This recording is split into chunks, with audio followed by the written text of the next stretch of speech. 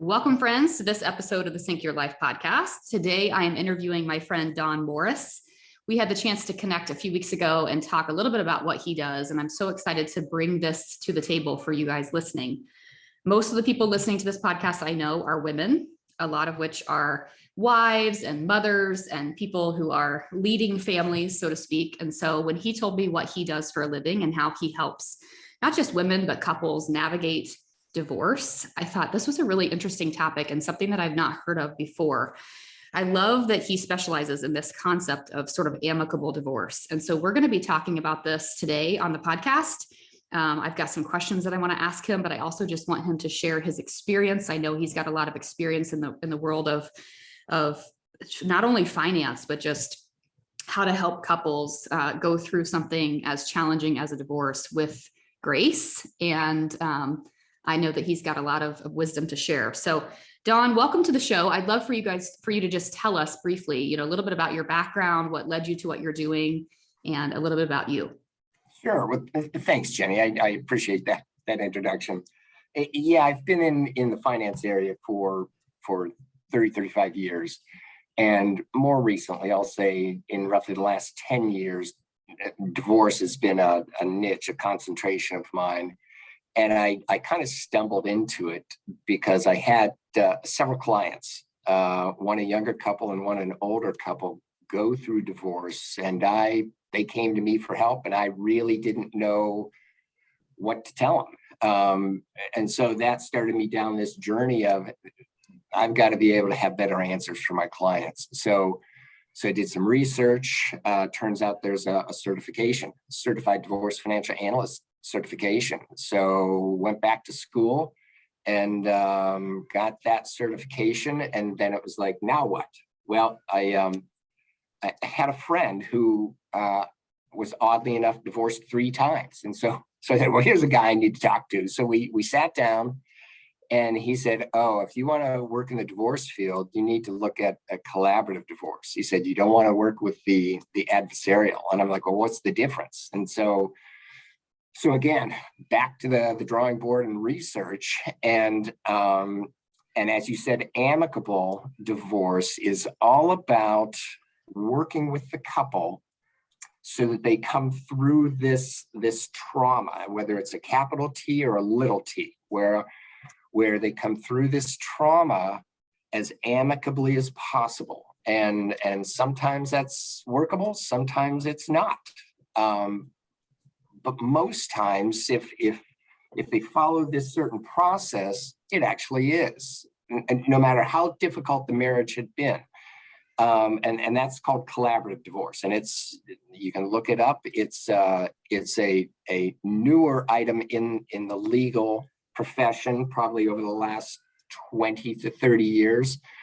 But collaborative divorce, the whole concept is about taking a couple that is on the cusp of divorce and working with them with collaboratively trained attorneys. And that's a specific type of attorney, a financial neutral, which is where I come in, and possibly a family life coach, a therapist. And so this team works with this couple, and instead of the attorneys litigating and fighting and putting this couple before a judge in a courtroom, they work with the couple in a collaborative process to get them to their best interests. And that's a really important distinction, because litigating takes positions. I want the house, I want the car, I want the dog, I want grandma's sofa, whatever it is. Collaborative takes an interest. So you want the house. What about this house is so important to you? I want to know your interest. Turns out a lot of times the house is about security, I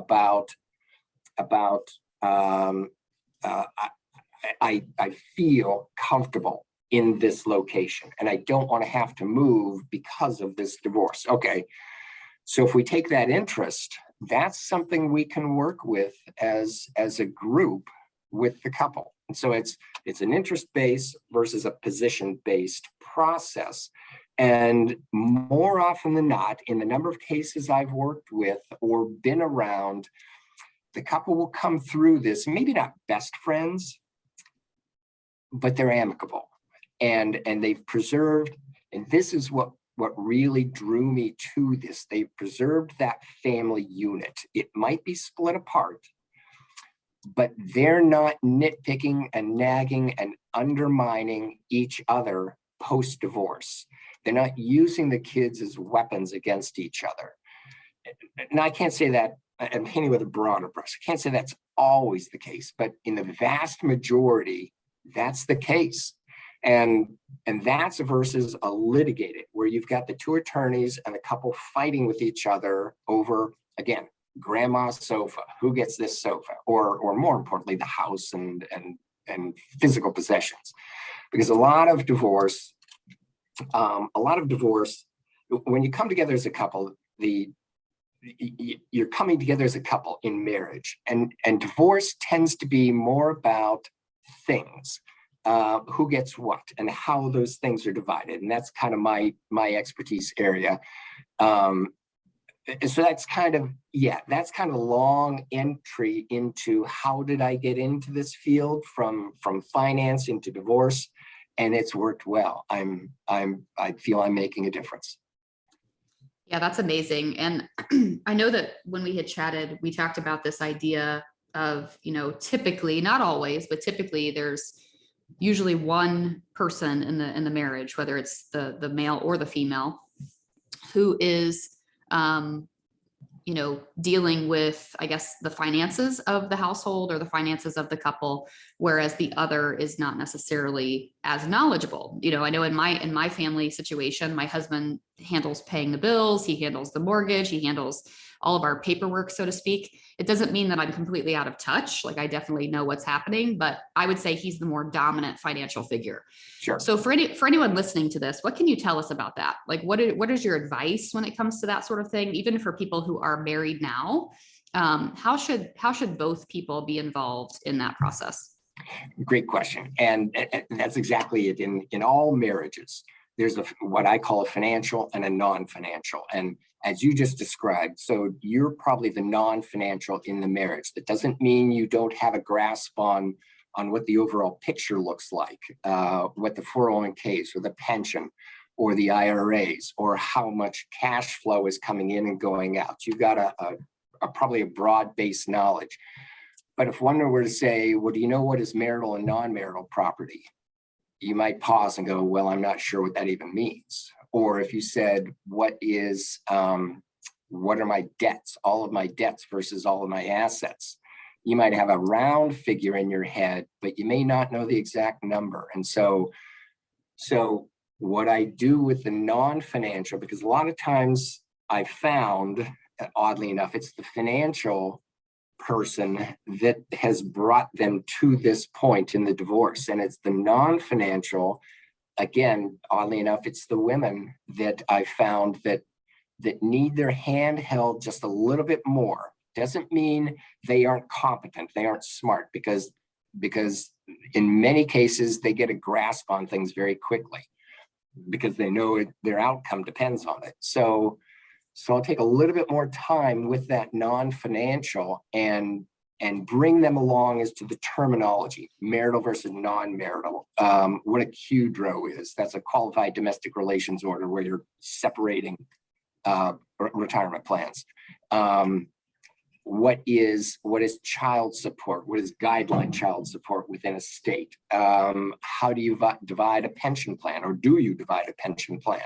What I'm entitled to. So all of these questions they never even thought of before are now starting to perk up. And so my job as the financial neutral is to help them hold their hand along the way and bring them up to speed. Now, along those lines is also the issue of typically the person that brought the divorce to this point has already mentally been there for a year or two, where the person that was surprised, a lot of times the wife, she's just now trying to grasp it mentally, emotionally, and so she's going to take a little bit more time to process this. I can crunch numbers and say, here's the black and white picture, your assets and your liabilities, your marital and your non-marital property. Here's what you're entitled to and not entitled to.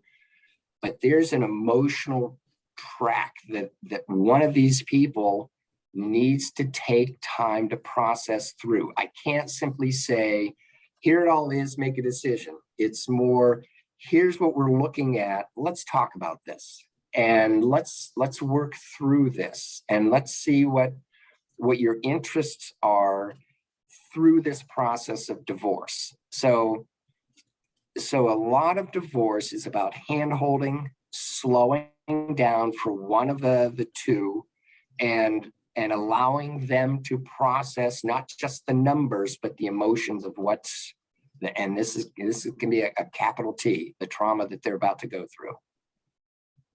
Yeah, I think this entire concept is just so inspiring, I think, because I think this is what divorce should be. This is how the experience should be, because I think, even from backtracking a little bit to your story and how you got involved in this, it makes me think, obviously we've had friends that have gone through divorce, and sometimes we've sort of witnessed from the sidelines, where it's just a complete battle, like a complete war, and both parties are coming into it with trauma, right? And it is a traumatic experience. And so it's just like the weapons come out, right? And like you said earlier, like they're using the kids, or there's all this manipulation happening. And then we have other friends who've gone through divorces, and like you said, they maybe aren't the best of friends, but they continue to co-parent, they continue to have an amicable relationship. And it seems so much more of an easy process getting through that trauma of divorce. So I think it's so valuable as somebody who, I've not experienced divorce, but as somebody who is very in tune with personal growth. I have a life coach that I work with. I'm a huge fan of therapy, right? Like all these types of sort of outside people that can help walk you through something that is so traumatic is so valuable, because I think it helps you sort of, I don't want to say drop your guard, but it helps you sort of relax and say, okay, I'm coming into this now with a better understanding. I'm now coming into this, you talked about interest, which it sounds like a very legal term, but in my mind, I'm thinking it's the emotion behind why this item is valuable to you, right? So you're kind of saying, instead of fighting it out, you're saying, okay, this is why this is valuable to me. Here's the sentimental reason behind it. And you're having conversations as opposed to just fighting. So I think this is, I mean, like I said before, this is something that's new to me. And that's why I wanted to have you on the podcast, because I know there are a lot of situations and a lot of people listening who are maybe up against this, right? Or maybe they're in unhappy marriages and they don't know how to proceed and move forward in a way that's not just going to put them in, throw them into something highly traumatic. For anyone listening who knows that they're in an unhealthy relationship, and maybe they've tried resolving, maybe they've tried therapy, maybe they've tried those types of things before, and they feel like maybe it's come to the point where it's time to split. What would you say is the first best step? Well, there are actually, in this process, there are 6 steps, but the first one, and I call them, of these 6, I call them my pillar points, what I've discovered through this. Again, I'm a financial guy, and in this process, I've kind of figured some things out that there's emotions behind the money and those decisions you make. But the first thing that I would say is, if you're unhappy, if you think you might be heading down this direction, get your arms around your numbers. And that might sound simple. Well, okay, I'll just gather all my assets and figure out what my liabilities are, what my cash flow is, and what my outgo is. I'll do a little research and figure out what might be marital and what might be non-marital. A good example is if you inherit something from your parents. Let's say they left you $10,000, and you commingle that with your husband in a joint account. That's now marital property in a broad case. If you keep it separate, so assets that you keep completely separate in your name, do not commingle, then that's a non-marital asset. That's yours to keep. So start to understand what your numbers are and get your arms around that. Also, And I'll kind of jump back to my 6 pillar points that I mentioned. And I'm only going to discuss really 2 of them today, but there's 6. So it's the first thing they need to understand is dealing with divorce. What is this thing that I'm about to face? And I want people to know, if they use a CDFA like me, or they use the collaborative process, divorce is not unique. It happens every day to 40 to 50% of the population, but it's unique to you. So your divorce is very personal. It's very emotional. So in this process of figuring out what I'm about to deal with, the numbers, that's the number one thing. So along with that is to prepare yourself that this is going to be an emotional ride, because you are wrapped up, your personality, your being is wrapped up. And this kind of goes along with what you do as a profession, Jenny. Everything is wrapped up emotionally, psychically in who you are. You're a mom, you're a wife or a husband, you're a son-in-law or daughter-in-law. You've got this identity that's about to change. And you need to start to understand that change is coming and how to process that change. The second thing I mentioned was you're stronger than you think. You're stronger than you can possibly imagine. This is going to be a very dark, difficult period to go through. Maybe not so much for everyone, but by and large, yeah, this is going to be hard. So what I found, those individuals that embrace their emotion, allow that emotion to come out and work through that emotion, they're going to find themselves stronger. So right now, a lot of people feel I've been put down, either verbally or physically or emotionally. And so they're kind of at a weak point. But believe me, you're stronger than you can possibly imagine. And I tend to try to work with people through that. Again, I'm not a therapist, so if I can find a therapist that would help, perfect. That will get them through and find that inner strength that is there. The third part is preparing for divorce. And that's as I said, you're starting to gather your numbers, starting to get a better grasp on the marital versus non-marital, where the kids fit in, how the co-parenting might look, who gets to keep the friends, who gets to keep the dog, all those. And it might be silly things. I had one divorce where I was going over the list of what each was going to keep.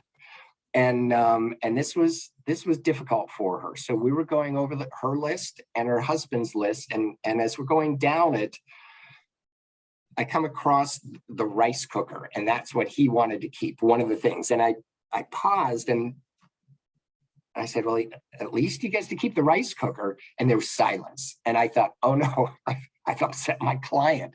And she started to laugh. She says, yeah, that blasted rice cooker that he likes so much.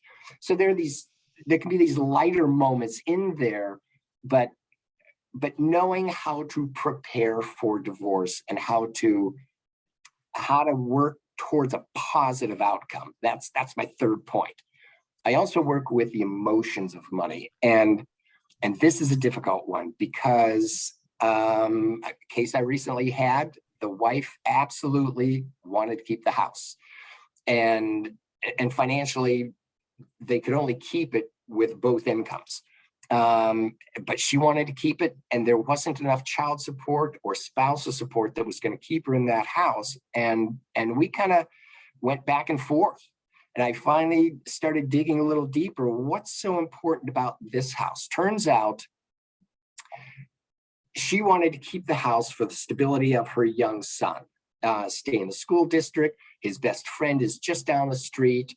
This is the kind of street that the kids go out after school and play and hang out and shoot hoops until the street lights come on. Turns out she was the product of divorce and had to move because of their divorce. And that emotional baggage that she had, and this is where the emotions of money, once I understood that, I could better work with her on a better solution than staying in this one house. a fifth point is once you're divorced, now what? As I mentioned, your psychic, your emotional energy is all tied into I'm the wife, I'm a mom, I'm an in-law, but that now changes. And I've found the individuals who have succeeded the best in coming out of divorce are ones that take this as a time of rediscovery. Who am I now? What can I be? This is who I was. What are my opportunities now? Do I want to go back to school? What do you want? Do you want to go back to school? Do you want to just concentrate now on the kids? Do you want to travel? Do you want to what do you want? And this is your opportunity where you don't have anyone holding you back. The world is now yours. And the ones that are most successful are the ones that take this as the opportunity to redefine who they are and what they want in life. So I've kind of taken a long time to answer your question, but those are the main things that I found in divorce that an individual who is struck by this can come through this process, this capital T trauma, can come through this process, maybe a little battered and bruised, but an opportunity to find out who they really are. And this leads me into, I've come up with just a funny little series of words: unsinkable, unbreakable, unstoppable, or I call it U cubed. And it's how I see and what I hope that one of these, typically the wife, hope they find in themselves that they are unbreakable, they are unsinkable, and they are unstoppable. That this one thing is something, it doesn't define them. It's something that happened to them. It's something that will always be a part of their life, but it's not who they are. It's not what defines them. And so they can move forward from this and find hopefully a brighter day. Yeah, there's so much in what you just said. I just took a lot of notes as you were talking. And I think, there's a couple things I want to point out, or a couple things I'll pull out from what you were saying. The first thing is you talked about at the very beginning, establishing this sort of understanding and awareness for the person or people that their identities are changing.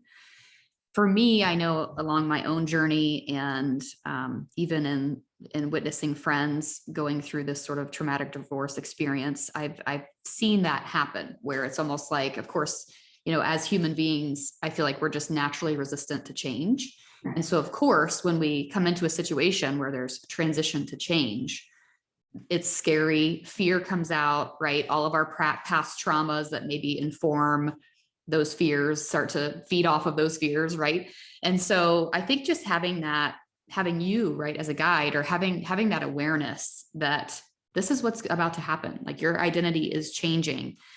Just the simply knowing that, right? To have that sort of like stepping out of your own body and hearing like, okay, this is what I'm experiencing. And then I like that you ended it. You sort of came full circle with now what, right? Like you are in charge of your own identity. So how is that going to, how are you going to define that? And how are you going to make that your own? Ironically, I've had several guests on the podcast. Some have launched, some are coming soon, interviews with trauma-informed therapists. And this realm of therapy is new to me. And it has been so powerful just listening to these. They've all been women so far, all these female trauma-informed therapists who we haven't necessarily addressed divorce, but we've talked about different things when it comes to relationships that have maybe, scarred people in the way of trauma. And between hearing you and talking to you today, and then having the interviews that I've had with these women, these trauma-informed therapists, I have to imagine that the combination of having those, someone like you, I think you said CDFA, and a trauma-informed therapist along with you as you're going through this would be so powerful, as opposed to, like I said before, putting up your dukes and just, fighting out of fear, because I think that essentially that's what's happening to probably too many people. I want to make sure that we touch base. I wanted to mention awareness, because I think awareness is so key for everything, whether it's our health and fitness, whether it's our relationships, whether it's our own personal growth. Awareness is where it starts. So just being aware that your identity is changing and that you're in control of that identity is so powerful. And it puts the person who maybe is coming from a place of fear into the driver's seat. It puts them into a place of power where they're like, I have control here, even though this is happening to me, maybe this is happening for me, right? And so how can we position that? But I also want to say, you touched on, you had the example of the mother with her child and making, she wanted to make sure she stayed in the same school district and that he had the same friends and all that. And I'm thinking about my listener who's most likely a mother of children. And so, when I think about just my family dynamic and just my friends and people that I know, I think about the fact that so much of what we do as mothers is, determined by the example that it sets for our children. For example, we might choose to be maybe, before children, I hate to admit it, I was much more of a curse word girl. I was much more of a curse word user, before my children were born. And then it's like, when they become 2 years old and they start to repeat you're like, oh, okay. Like they start to repeat your mannerisms and your behaviors and your words. And so, going through something like this, right? Like going through, whether it's an unhealthy relationship or separating or divorcing in the end, our kids are watching our every move. Everything. And so to me, like that would be such a determining factor for how I hope that if it was ever, it was ever in my position, like that would be something that I would be looking at. I would be looking at, how are my kids interpreting this experience? How am I handling this? And so I want you to touch on that. Like, what have you seen, when it comes to people who go through this more amicable process? What does that do for the children? Yeah, what a great point.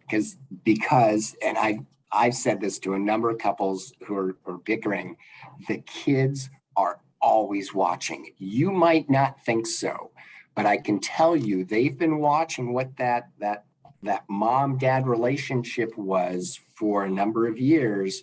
And as you're working through this now divorce process, that this is a capital T trauma for them, whether they expect it or not. It's a huge trauma for them. And that's why counselors, therapists, don't be afraid to have your kids and you sit down with someone and work through this and talk through it. It's critical in this process, because you're absolutely right. In a relationship, in a healthy relationship, the husband and the wife are reasonable equals. One might be stronger in some areas and the other stronger in other areas, but reasonable equals. But there are a lot of couples that I've worked with where one is definitely dominant, and it tends to be the guy, and the wife would not speak up or push issues. And once they come into this process where they're now safe with the collaborative attorneys or me, they're now much more empowered to speak up and speak their mind and stand up for their rights. And so understanding the empowerment there and that they do have strength in this, they do have a say in this, they do have a determination of this outcome, is empowering for them. And especially when it comes to those kids, to showing that mom is not just going to be pushed through this, that dad's just not going to. And I'm using dad as the bad guy, but that isn't always the case. But that mom's not just going to get pushed around, and she's not going to be an emotional wreck over this, and she's not going to be pining for years. Oh, I wish I had this. And I'm not belittling that at all, because this is a difficult period, and that relationship may have been something they had looked forward to for years, and now it's falling apart on them. But letting the kids see, when faced with an incredibly difficult situation, here's how you face that. And you face it by understanding your emotions, working through those emotions, and then putting them where they need to be able to think financially, think logically, and think of what are my interests, and how I want to come out and how I want my kids to see me come through this. And if that relationship then beyond that divorce, you still want them to have a good relationship with their father. It's really important, even though they might be divorced and the kids are with the mom most of the time, if it's possible to maintain a healthy relationship with that male figure, really important for the kids, for the wife, the ex-wife, and for the dad.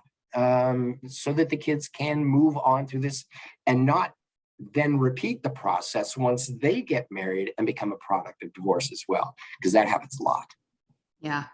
Yeah. I'm so glad you mentioned that. Well, I know that I don't want to totally transition the conversation, but I think we're still in the same realm. I know that when we had touched base before, we talked about how this may or may not play into what I do, which is helping women understand their female physiology and helping them understand their energy and their health and their vitality. How does what you do with divorce and everything we've talked about, how does that apply to what I do? Oh, that's great. Yeah, and that's why we're talking together today, because I am a numbers guy, and I tend to look at the black and white and the legal aspect of it and what one can do and can't do. But in my years of working in this, that's where I've come up with those 6 pillars. And that's where I've kind of discovered, oh, there's more to this whole process. There's things behind those numbers. And there's that emotional, that physiology, how someone comes through this process. And that's what I found so intriguing about what you do, that if someone who is going through this process would be able to consult with you, again, I'm a numbers guy, and there's only so much I can help someone emotionally. I think I've got some really good processes to help them through that. But I really encourage them to chat with people like you, to seek people like you out, because there's again, taking control of your destiny and your future and saying, this is part of my existence, but it's not defining me. This isn't who I am. I'm not this broken widower, or not widower, but divorcee. I'm an empowered person who is taking control, whether I want to go back to school, whether I want to lose that extra, 10, 15, 50 pounds, whatever it is. Who do I want to be, and how do I want to move forward? And along those lines, and you'd be able to speak to this, Jenny, is who do I want to attract into my life? A lot of times I see divorcees fall into that same pattern of finding a spouse who turns out was a lot like their first spouse. And the rate of divorce, while it's here for the first ones, it's here for the second ones. And it's because they didn't take time to define who they are now and what they want to be and who they want to represent themselves at, and then who they want to attract into their lives. And that's really critical in surrounding yourself with what you want to see in others, what you want to see kindness in others. You want to see generosity. You want to see someone who's open, someone who's straightforward. Then you need to be that yourself. If that's who you want to attract into your life, if you want to have a certain body image, if you want to have a certain intellectual identity, then you need to be that person to attract those people into your life. And if you're wallowing in the divorce years after that divorce, you're not going to attract those positive aspects, again, intellectually, physiologically, emotionally, into who you want. And once you become that individual and attract that person, life gets really good. Yeah. Well, we talked about, the awareness of knowing that your identity is changing and that you're in the driver's seat of that new identity. And so I've seen this happen in the friends that I've mentioned who we've sort of walked with through their divorce journeys.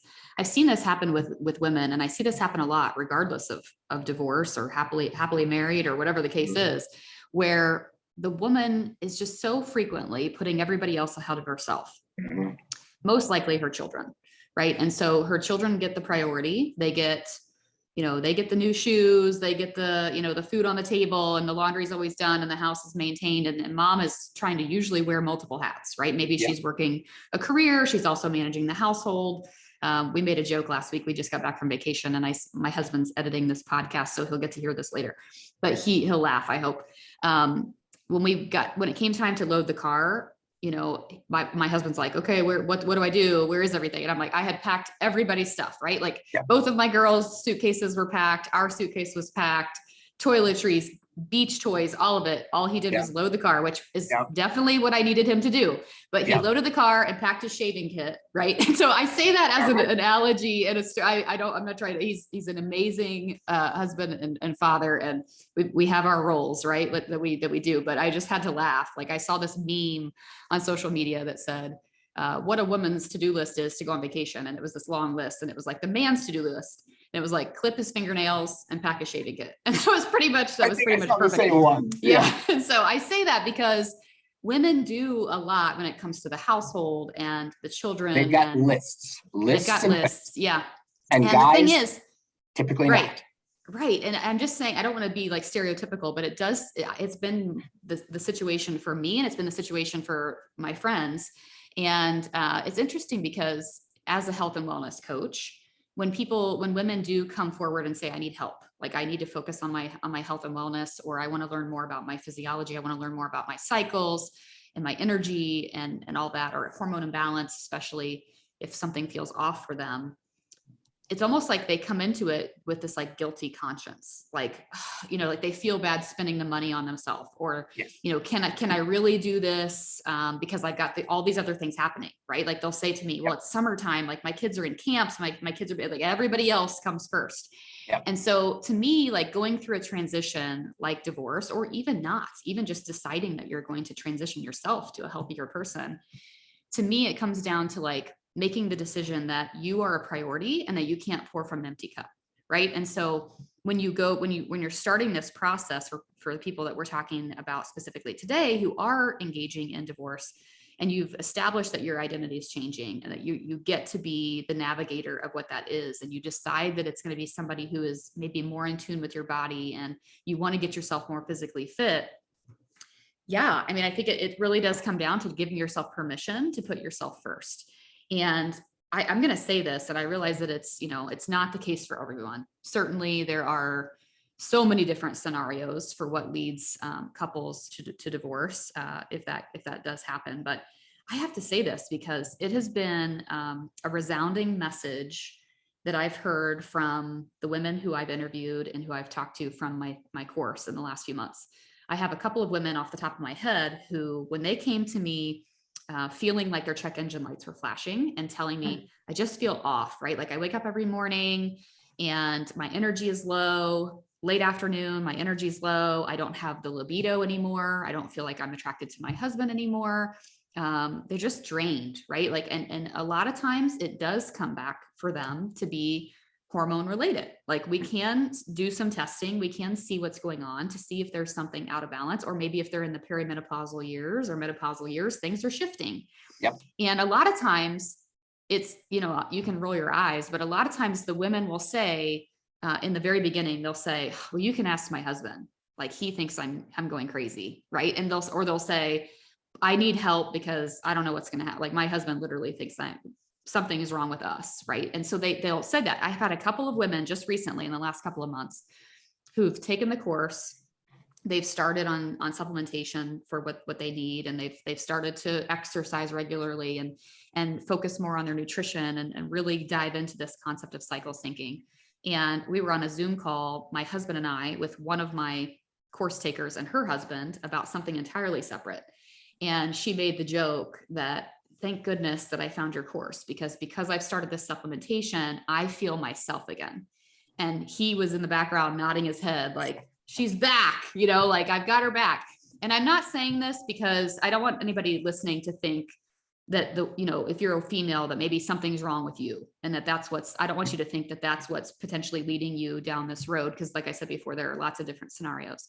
But if you as a woman are listening and you feel off, like your body feels off and your health feels off, investigate it, right? Like, Sure.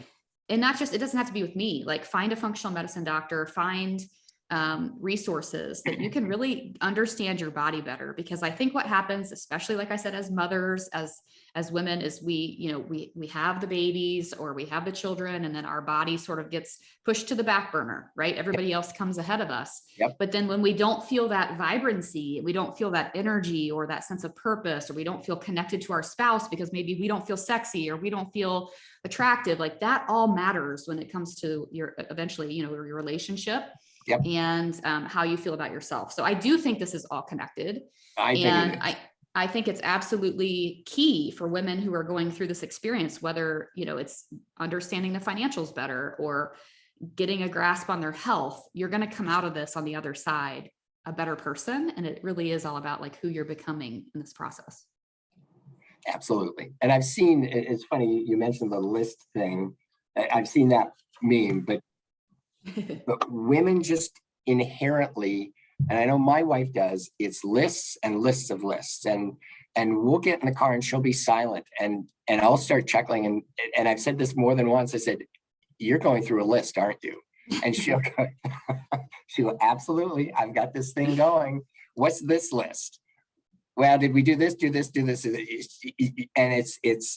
it's that Venus Mars thing that the women, and they keep lists. They know. It's funny. Another thing, you can ask my wife my social security number. She's got it. I don't know hers. I could look it up, and that's about as far as I need to. So women just inherently carry this burden around with them, and it whether it's the kids, and are the kids succeeding, are the kids failing, who are the friends of the kids, what are they getting into, a lot of what you just described. I don't feel myself, I'm carrying this extra 20 pounds around, I don't think he feels the same about me, I don't feel the same about me.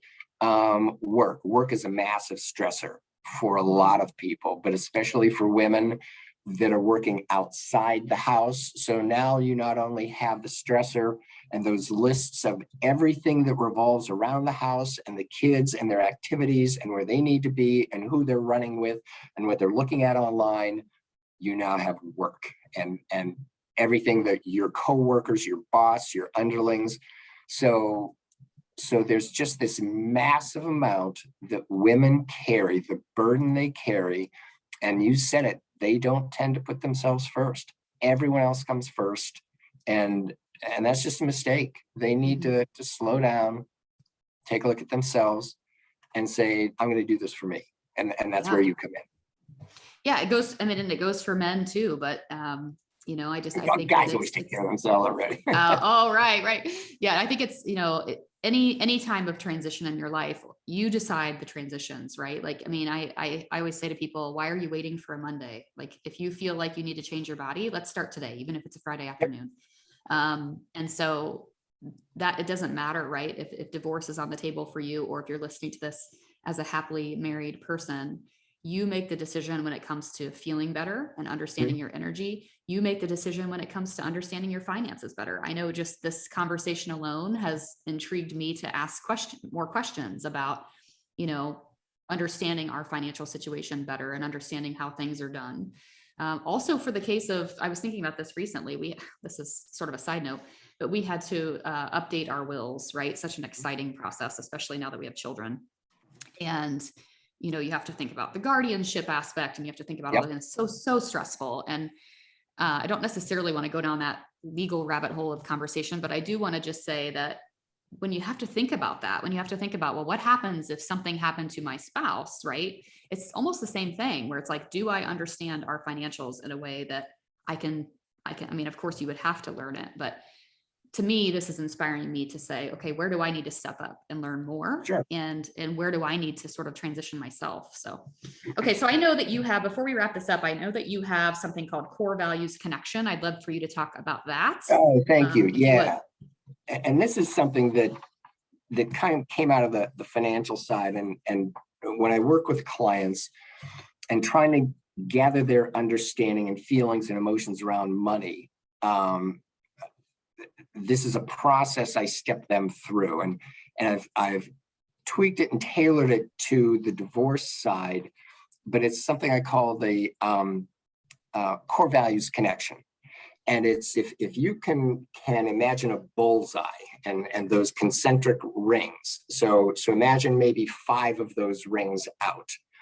What I'll do is sit down with the couple, either individually or as a couple, and ask them these simple questions, and their answers will go into each of those concentric rings, starting at the outside, moving into that bullseye, that core value. And it's what's important about money to you? Because again, divorce revolves a lot around the numbers. And what their answer is usually kind of like an onion. It's that outer layer. And so I want to start peeling those layers back. And it might be an answer of security.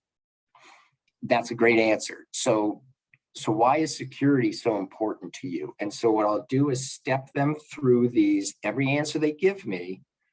Why is that important? How does that make you feel? Tell me more about that. Each answer, I'm digging a little deeper. Well, it means I've got more freedom, or it means I can give more attention to the kids and spend more time with them, or it means I've got more vacation, whatever their answers are. And usually after about 5 or 6 of those, I come into that core, that bullseye, what I call the core value connection. What is their core value? And a lot of times that tends to answer, that gives me an answer that I can then carry them through this divorce process. What's really important about money? Well, maybe it's that I can contribute to society and do more if I had some money, or whatever their answer is. But whatever their core value is, I'll take that and work that into our process through the divorce. So it's one of several aspects in working with a couple, but it's one of those pieces of the puzzle that it's like, oh yeah, this is cool. Now I'm getting you. Now I understand why you're not wanting to give up that house. You are absolutely, that's a hill you're going to die on. So now I understand why you're putting up such a fuss here. Now I understand why this issue is so emotional for you. So it's, again, I'm not a therapist, but I have seen what the emotions of this process can do and how to come through this without being an absolute destroyed individual. And there are several significant steps. But therapy or talking with people like you is definitely a piece of that puzzle. Mm-hmm. Yeah, as a sort of a client of life coaching, right? I've had a life coach for a dozen years now. And one of the resounding messages that I know I've had to work through in my journey as both a leader of people and, I'll say colleague, so to speak, of different team members and working with different personality types. The one thing that always comes to the surface is, if a relationship doesn't pan out, whether it's a mentoring relationship or, a team member or whatever, my life coach sometimes has to remind me that happens for a reason. And it's because our core values do not align. Mm-hmm. And so to me, that what you're doing is, regardless, of whether or not you're a therapist, you're a human, and you've been with people as they experience this trauma and they go through this. Yep. And so this is such a powerful activity. And I think it makes total sense that this is sort of where you would start in helping people establish, like, well, what are their values, right? And again, bring about that awareness to understanding what's most important to them moving forward versus what's not a hill to die on, and all that kind of stuff. So, yeah. Okay, final question for you before I want to make sure we direct people to you and your information. But before we get there, I know that you're the president of this, it's called the Collaborative Divorce Group. Can you tell us more about what that is? Yeah, absolutely. Thank you. It's these organizations, Collaborative Divorce, as I said, started roughly 40 years ago and had to go through the courts to actually be a legal entity. But it is a process of divorce. And so in Columbus, Ohio, where I'm located, it is the Central Ohio Academy of Collaborative Divorce Professionals. And and that's a long name. You could find us at winwindivorce.org. That's win, W-I-N, winwindivorce.org. And it is, I simply joined the organization because I believed in, I saw the process, I believed in it. And the next thing I know, I'm president of the group, and it's just been wonderful. I'm going on my 3rd year as president, and it's, I'm surrounded by really smart, really caring people, both attorneys, financial neutrals like myself, and family life coaches, therapists. And we work we're probably about 45 strong in Columbus, but Cleveland or Indianapolis or wherever anyone is, there's probably a collaborative divorce group. Or if there's not, contact me.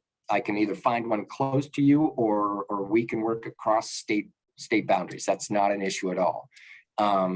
So yeah, it is about how to get people through divorce without destroying the family and the finances. It's that simple.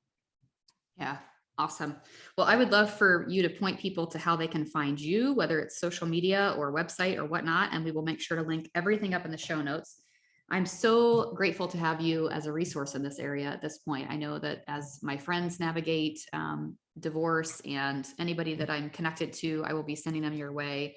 I think this is such a powerful opportunity for personal growth and for transition for people if it's handled in the way that you handle it. And so I would love for you to point people to where they can find you. And thank you so much for being Columbus Divorce here. Advisors, and just columbusdivorceadvisors.com.